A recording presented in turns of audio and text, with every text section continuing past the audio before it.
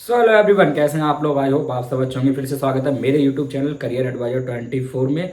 तो आज मैं आपको बताने वाला हूँ deputy manager one DM bend one का क्या काम होता है बैंकिंग सेक्टर में। ठीक है, तो यार बहुत से लोग पूछ रहे थे सर डीएम वन का क्या रोल्स एंड रिस्पॉन्सिबिलिटी है, क्या वर्क है।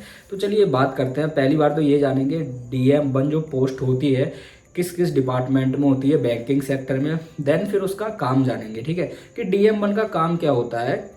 तो मैंने सोचा था यार इसी पे एक वीडियो बना देते हैं। आप लोग बहुत लोग पूछते हैं डीएम टू की, तो वीडियो मैंने ऑलरेडी अपलोड की हुई है। अगर आप सर्च करेंगे तो मेरी वीडियो आपको मिल जाएगी, प्लेलिस्ट में देखेंगे तो मिलेगी। तो यार डीएम वन पे आज बात करते हैं, deputy manager one work in banking sector.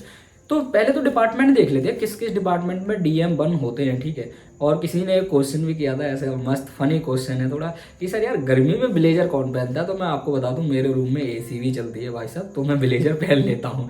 ठीक है, वरना मुझे पता है गर्मी में ब्लेजर नहीं पहना जाता है। ठीक है, तो अभी और बेसिकली मैं देहरादून की साइड रहता हूँ यार, उधर तो आपको ही पता है रात में मौसम और टेम्परेचर मतलब मस्त हो जाता है यार, है ना। बाकी तो यार फिर चलिए स्टार्ट करते हैं। डीएम वन को जान लेते हैं किस किस डिपार्टमेंट में डीएम वन होते हैं। ठीक है, और जो फ्रेशर्स डीएम वन की पोस्ट पे जाते हैं आफ्टर एमबीए, ठीक है, या फिर जो बैंकिंग सेक्टर के लिए ही फ्रेशर हैं, एक्सपीरियंस किसी और सेक्टर का है वो जाते हैं। तो बैंकिंग सेक्टर के लिए जो डीएम वन फ्रेशर्स हैं उनका रोल्स एंड रिस्पॉन्सिबिलिटी, काम वगैरह सब जानेंगे। वीडियो अच्छी होने वाली है, और वीडियो थोड़ी मेरी बड़ी हो जाती है आप, और शॉर्ट टर्म में ट्राई करूंगा वीडियोस बनाने का, बट वो इन्फॉर्मेशन कंप्लीट नहीं मिल पाएगी जिसकी आपको नीड रहेगी। तो चलिए let's start with DM one. So DM one banking sector, है ना, बैंकिंग सेक्टर वर्क। ठीक है, क्या होता है वर्क। अब स्टार्ट करते हैं। पहले तो डिपार्टमेंट देखते हैं कि यार किस किस डिपार्टमेंट में डीएम वन होते हैं। डिप्टी मैनेजर वन, ठीक है, डीएम वन यानी डिप्टी मैनेजर वन। डिपार्टमेंट की अगर हम बात करें तो branch banking department, branch banking, ठीक है, DM one. ERM department, ERM department, ठीक है, डिपार्टमेंट। पीबीओ में भी होते हैं, फोन बैंकिंग में पीबीओ डिपार्टमेंट में बिल्कुल होते हैं। उसके साथ साथ बैकएंड की जॉब यानी ऑपरेशन डिपार्टमेंट।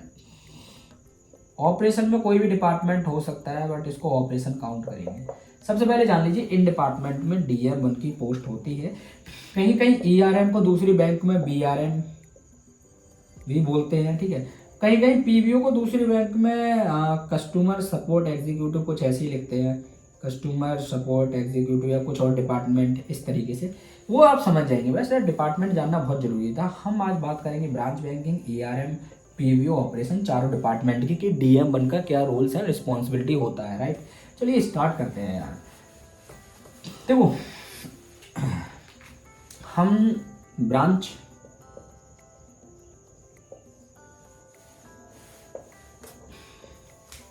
ठीक है चार कॉलम में विभाग कर लेते हैं। ब्रांच हो गया, ईआरएम हो गया, फोन बैंकिंग हो गया, फोन बैंकिंग डिपार्टमेंट, ठीक है, पीबीओ हो गया, फोन बैंकिंग ऑफिसर या फिर फोन बैंकिंग डिपार्टमेंट लिखेंगे हम।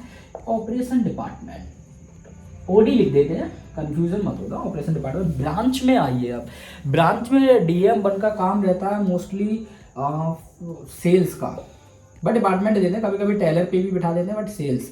यहाँ पे कस्टमर अट्रैक्शन का काम है, customer service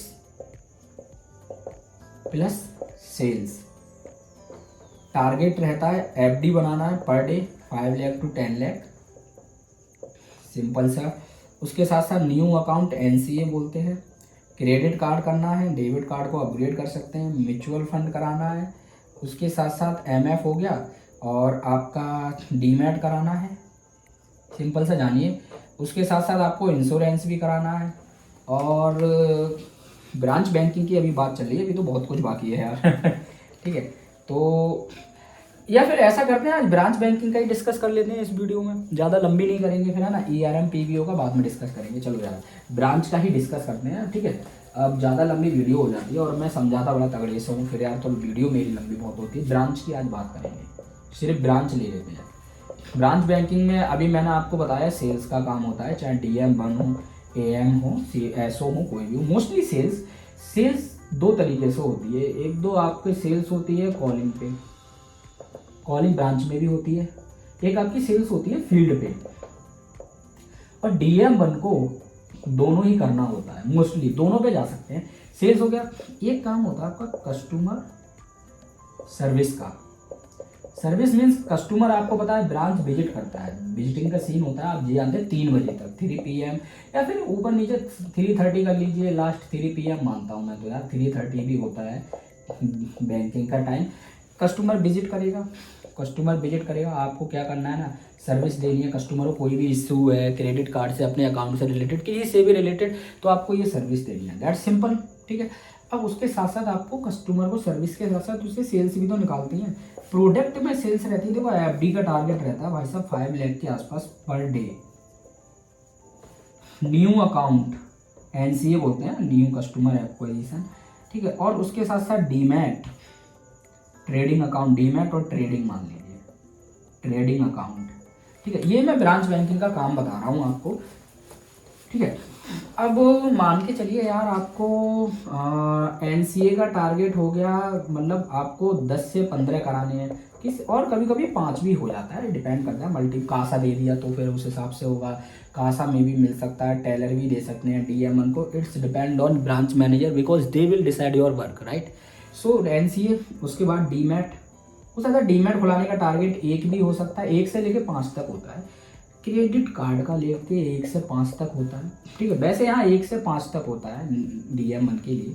credit card, mutual fund, SIP, या तो एसआईपी 3 करनी है या फिर लमसम कराना है। लमसम में आपका आ जाता है 5 लाख के आसपास। MF mutual fund, credit card, mutual fund, demat या फिर ट्रेडिंग अकाउंट, ट्रेडिंग अकाउंट, ठीक है। एनसीए न्यू कस्टमर एक्विजिशन, मतलब new account, NA new account, ठीक है। और उसके साथ एमएफ हो गया। अब आपका एमएफ पे पहुंच गए अपन लोग, ठीक है। अभी अपन लोग को इंश्योरेंस नहीं भूलना है। अब आप बोलते हो सर ब्रांच में भी इंश्योरेंस है, बिल्कुल ब्रांच में भी इंश्योरेंस होता है आपका, ठीक है। और ब्रांच में आपका हेल्थ भी होता है, health insurance, life insurance, general insurance, ये सब होता है आपका ब्रांच में। इंश्योरेंस हो गया।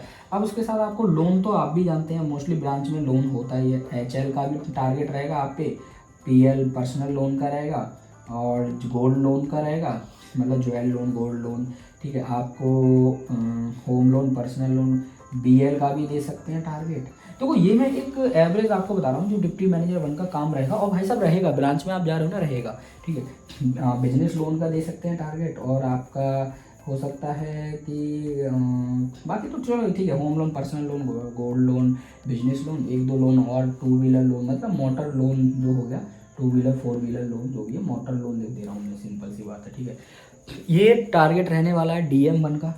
इसके साथ साथ बहुत से लोग पूछते हैं सर DM1 को ही फील्ड वर्क करना पड़ता है, तो मैं लिख देता हूँ क्लियरली, ब्रांच में आपका फील्ड वर्क बिल्कुल करना पड़ेगा भाई साहब आपको। फील्ड वर्क मतलब, और कस्टमर विजिट, होम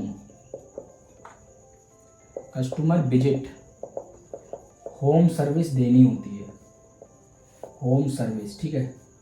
अब जैसे कोई कस्टमर नहीं आ पा रहा है, कोई भी कस्टमर 60+ अबव है, तो आप उसको होम सर्विस देंगे, राइट। ये है बैंकिंग सेक्टर का रूल, ठीक है। और प्रिविलेज कस्टमर में आते हैं, प्रिविलेज कस्टमर, ठीक है। और आपका इसके साथ साथ आप कस्टमर ब्रांच में भी आएगा, ब्रांच विजिट, कस्टमर आएगा, उसको हैंडल करना है आपको, उसको सर्विस सिंपल से लिख लीजिए, और सेल्स दोनों ही करना है कन्वेंस करके।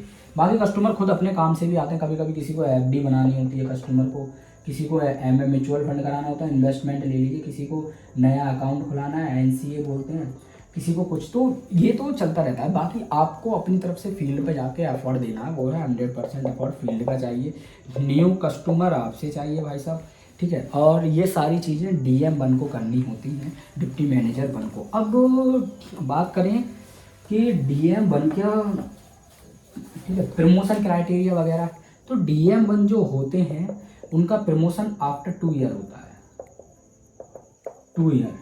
थर्ड ईयर में उनका प्रमोशन DM2 पे हो जाता है, फिर वो टीम लीडर के अकाउंट में आ सकते हैं, या फिर बिजनेस अगर बैंक में जाते हैं, ब्रांच बैंकिंग में हो सकता है वो आपका अगर DM2 है तो उनको BSM भी बना सकते हैं। It's depend on location, branch sales manager, ठीक है।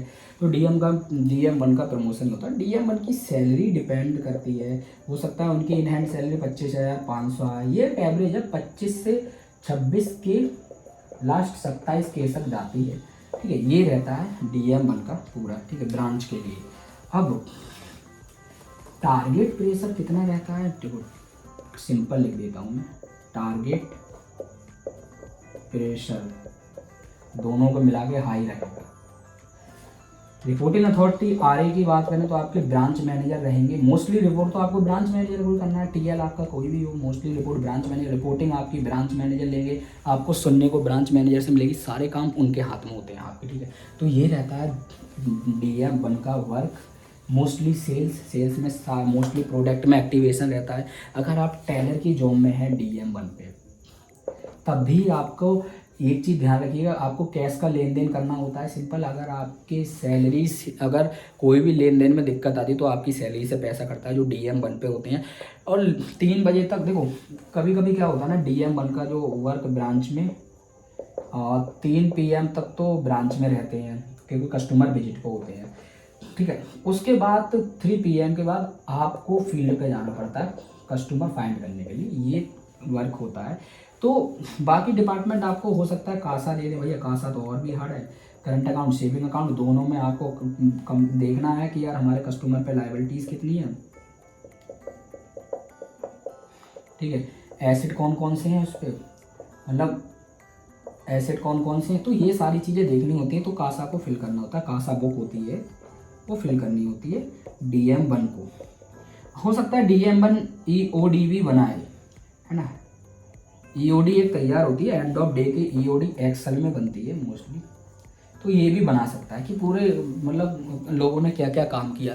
सो ये सब काम ब्रांच में होते हैं, और it will be depend on your branch manager कि यार ब्रांच मैनेजर आपसे क्या काम करा रहे हैं, ठीक है।